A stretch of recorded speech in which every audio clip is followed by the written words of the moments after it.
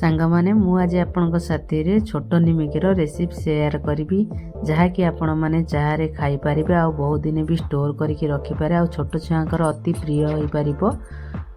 तेणु चलतु भिडटी डेरी न करिकी स्टार्ट करिबा।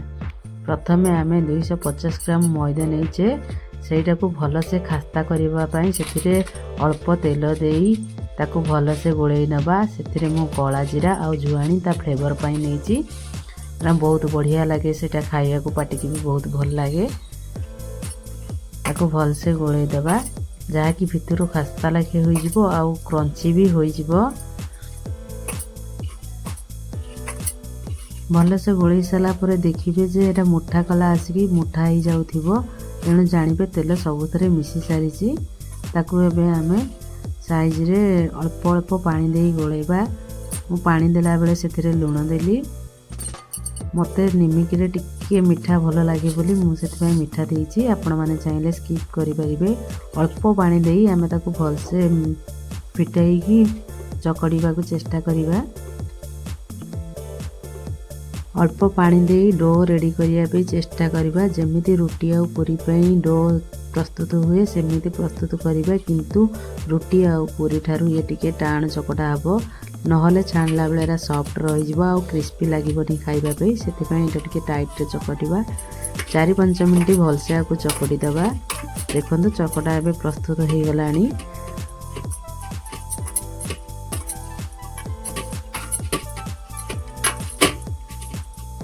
चकटा को किसी समय रेस्ट पाई रखीदबा। 10-15 मिनिट एमती घोड़ई रखीदबा। एबे चुली रे कड़ाई बसई तेल गरम पाई छाड़ीदबा। देखंतु 10-15 मिनिट हो गलानी। ताकू मु एबे छोट छोट बाटुळे रे प्रस्तुत कर देबी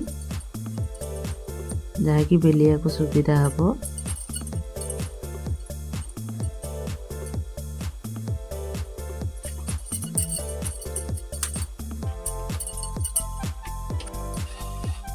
चाहिले मैदा चुना देई गोल गोल आकु बेली पारिबे। जेमिति रुटी बेला जाए सेमिति बेलिबे। आउ मु टिके एटा को मोटा बेलीची कारण टिके मोटा बेलिले भल लागे। ता भीतर से खास्ताटा भी सुंदर रही आसी थाए। गोटे छुरी साहाय्य रे आपण एमती काटी पारिबे। ताको 4 कोणिका करके हमें काटी दबा।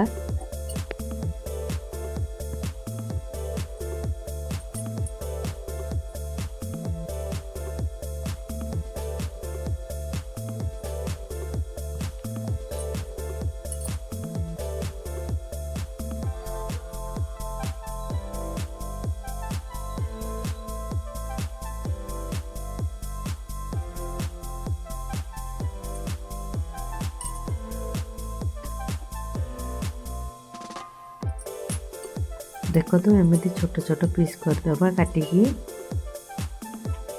देखो केते भल से हो जाइए।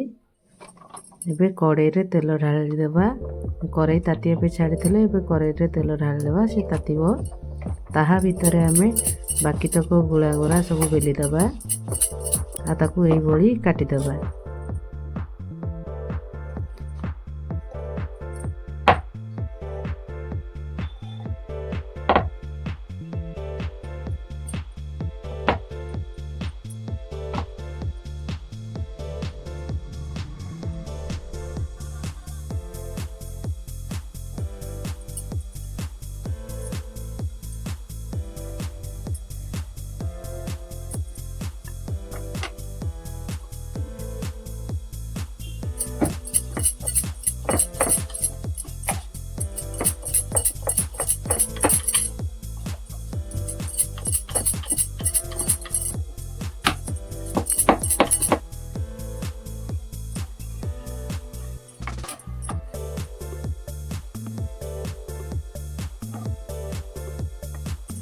तेल को बहुत गरम करवानी।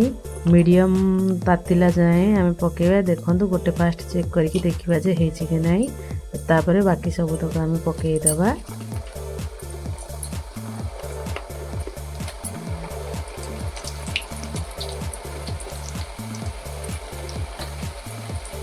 सबुतक जाक छोट निमिकी पकईदेला चटु साहाय्य बारंबार घांटा कारण गोटे साइड नहरी बेसी पाचिज आउ तापर गोटे साइड भलसे पाचबनी तेणु बारंबार ताको लेउट पाउट करदे से सब करू भलरे क्रिस्पी हम आउ भलसे छाणी हम।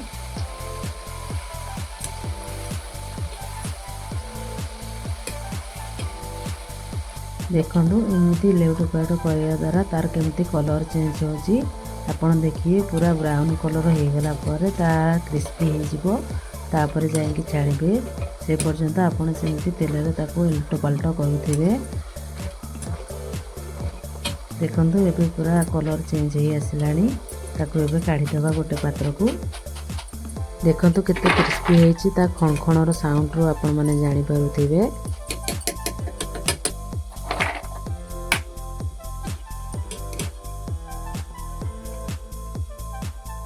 भलसे होईची नहीं देखिकी कमेंट करी कहिबे। बाकी तक आउ सब से तेल रे हम पकई दबा ताकू सेमती चटुरे लेउट पाउट करिबा।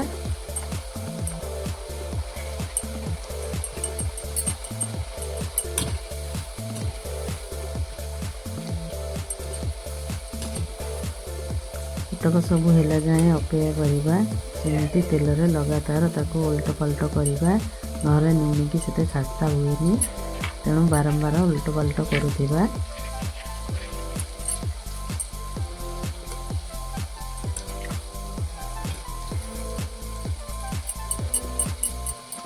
सांग माने आपण निश्चित ये रेसिपी घरे करके खाआंतु बहुत बढ़िया लागिबो।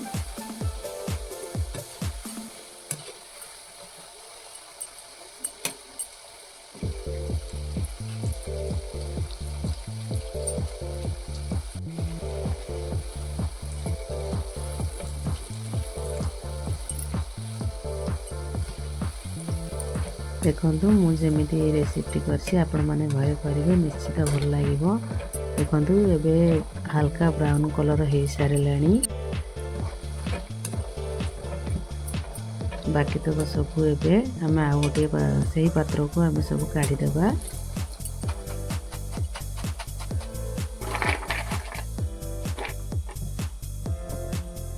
देखंतु केते सुंदर भाबरे निमिकी रेडी हे गला।